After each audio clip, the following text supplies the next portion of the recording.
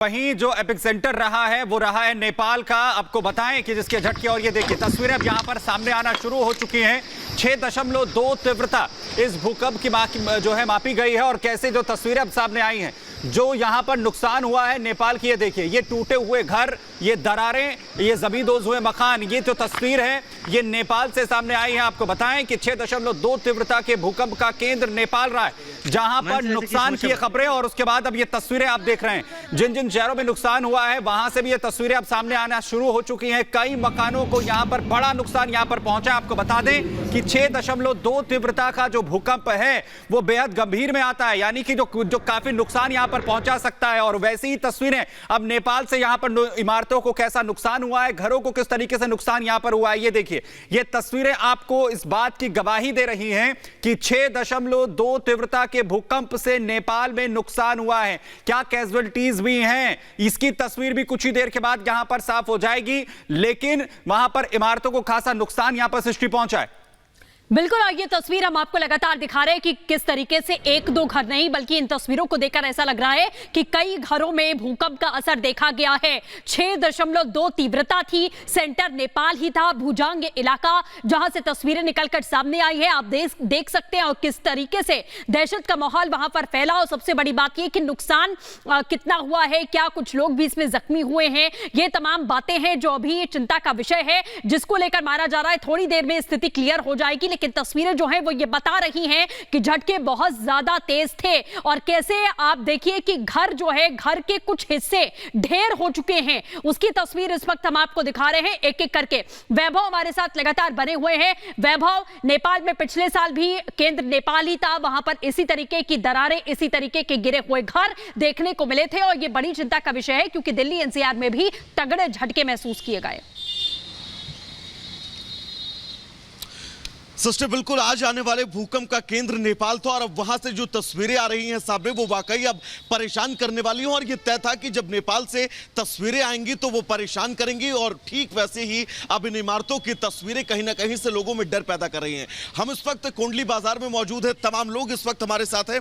आपने भूकंप के झटके महसूस किए? जी, दरअसल जब भूकंप आया तब मैं अपने कॉलेज में ही था, लाइब्रेरी में बैठा हुआ, तब मुझे एकदम से टेबल मेरा शेक होता हुआ दिखा। तो मैंने अपने आसपास पूछा तो किसी को, सबको महसूस हुआ। फिर पापा का फ़ोन आया, पापा ने कहा वहाँ से निकलो, तो हम बाहर चले गए कॉलेज से। घर से आपके कॉल आया था? घर से मेरे कॉल आया था। पापा कहाँ के रहने वाले हैं? मैं एक्चुअली सहारनपुर, उत्तर प्रदेश का रहने वाला। इसका मतलब सहारनपुर में अभी भूकंप घर पे भी आपके आया? जी बिल्कुल आया। पापा एक्चुअली, उन्होंने क्या कहा आपसे? पापा ने एकदम फ़ोन करा और मुझे कहा कि बेटा अपना कॉलेज से, कैंपस से बाहर निकलो, बाहर ग्राउंड पे आओ। तो मैं फिर ग्राउंड पे आया। तो देखिए, आपने भूकंप के झटके महसूस किए हैं? भूकंप के झटके महसूस किए? हाँ, थोड़ा सा झटका लगा। क्या लगा आपको?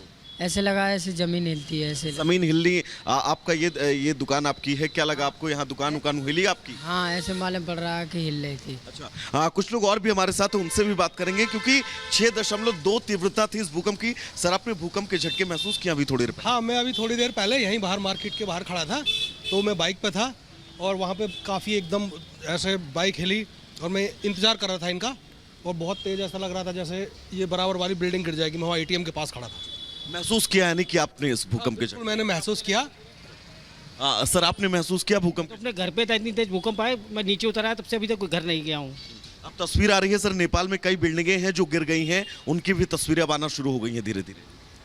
अच्छा, तो यानी नेपाल इसका मेन केंद्र रहा है? नेपाल, हाँ, केंद्र नेपाल, एपिक सेंटर नेपाल था। मार्केट की क्या स्थिति थी उस वक्त जब ये भूकंप आया? लोग बाहर आ गए? मैं तो अपने घर पे था, घर से मेरी सोसाइटी के सारे लोग बाहर आ गए थे, पार्क में।